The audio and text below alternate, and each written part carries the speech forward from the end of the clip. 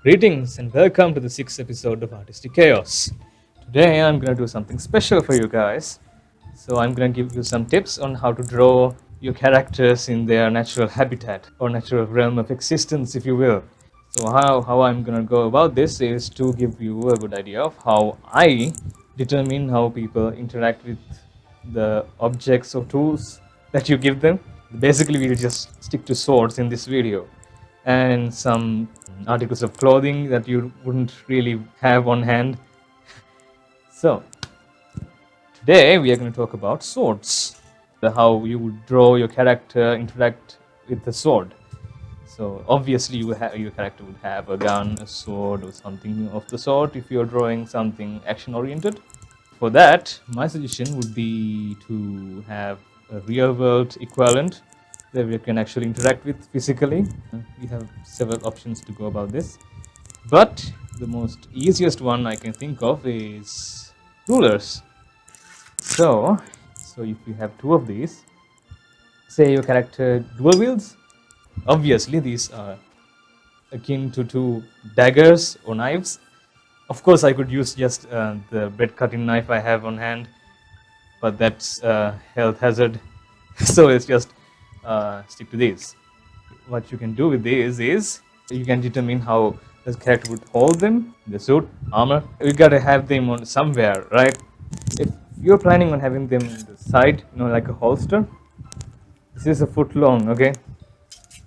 We can go shorter, but if you go shorter and shorter, it's still lethal, but it doesn't look as menacing or visually impressive. You can determine the length of the blades. So if you store it like that, it will just jut out like this, So even if you conceal them, it looks like this. You can go back a bit, but if you do that, if your character is wearing a cape or something, yeah, it doesn't work either. So your only option is to have them hosted at the waist, like this. Not horizontally either. If you horizontally hold it, it still juts out stuff. Or you can just throw it at the back. You can't bend or do backflips or anything, but still you can just surprise your enemies, like pull it out like that, keep it at the back. So now you know that you can't hold a foot-long blade at the side of your character. That, and the neat thing is, you can think of this as the hilt of a sword. Usually, English long swords are pretty long, and the hilt was as long as, I don't know, not a foot like this. Probably. I haven't held a raw sword in my life. So it would be like this. Or if you want to go longer, since people have a fetish for big swords, especially with the new release of the Berserk anime. Anyway, so yeah, you can do something like this, or this. If you want to hilt this long,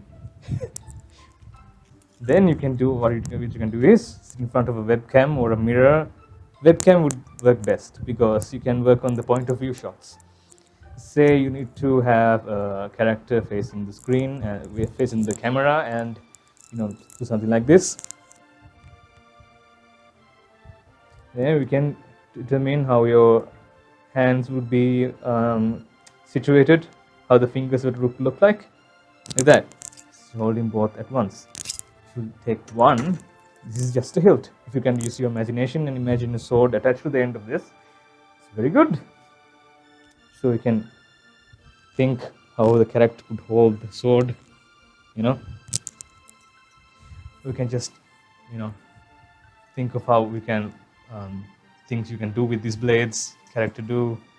You can actually reenact them and make sure you are wearing glasses or something, or goggles if you can find them, or you will poke up your eyes. I don't have any scars to show you, but there are plenty of marks on the balls and stuff. me trying to reenact certain scenes from the things I draw. So I would just sometimes pose as my characters, and I do various sorts of things. Like if a character does something, I would just say the dialogue not out loud, just mouth the dialogue and just do something like that. And I have not broken that lamp, by the way. I have not broken the light bulb yet, but I have, given some things like that. Those kind of things tend to happen. So be careful when you're using something like this. The alternative would be to use something akin to an umbrella. This is going to look utterly ridiculous, but still, this would give you a better understanding of how the character would actually grasp the object.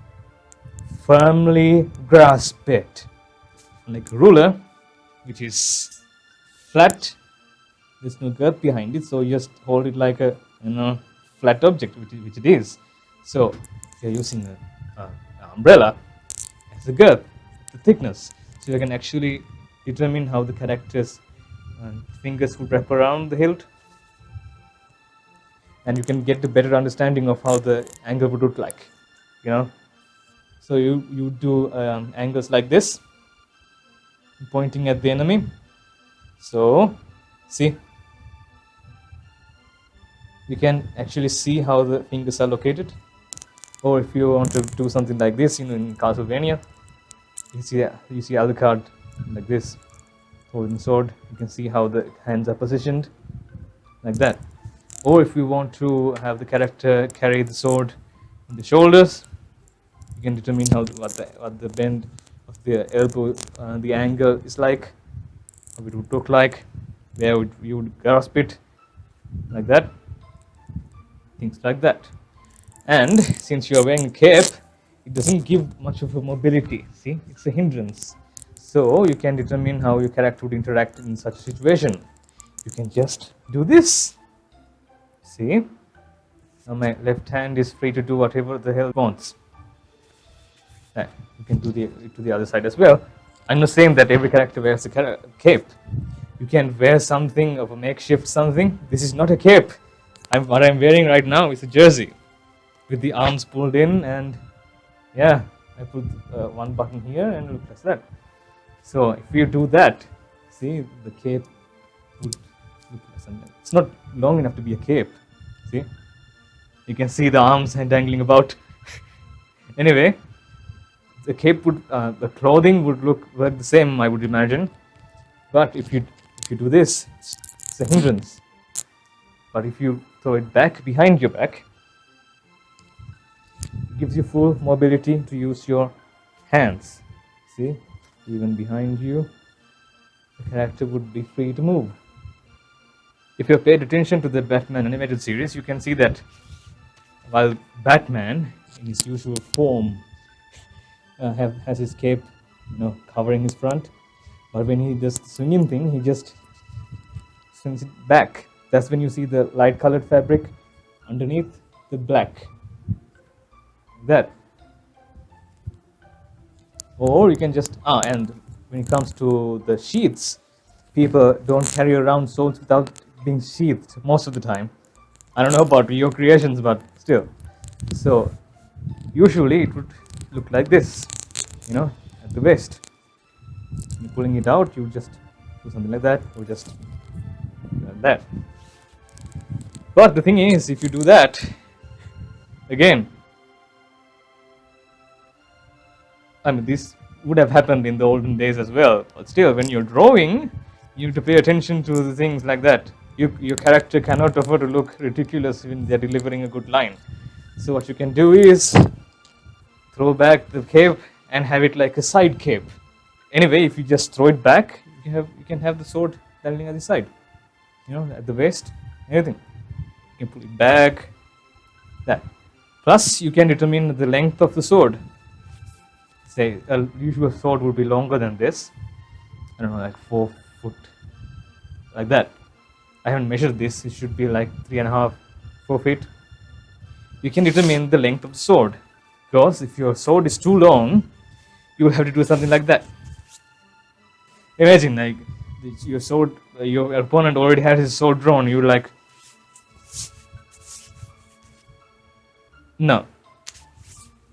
So you can just determine the drawing arc. See, this would be a very comfortable way to just. So you can measure against the character how long the sword would be. Now this reaches from my head to my hip, a little lower than my hip. So relatively, you can use the relative length of the sword to determine if it's practical or not. If you're going, if you want some realism in your artwork or movements. So yeah, I'm putting myself through a lot of embarrassment to beginning this video. Once you're done laughing at me, let me know if this was any bit of helpful to you or not. Then maybe I'll do another video like this where I explain how I determine how my characters work or stuff like that. So that's it for this video. I hope you learned something from this, and I'll see you in the next video. So till next time, this is it. Bye.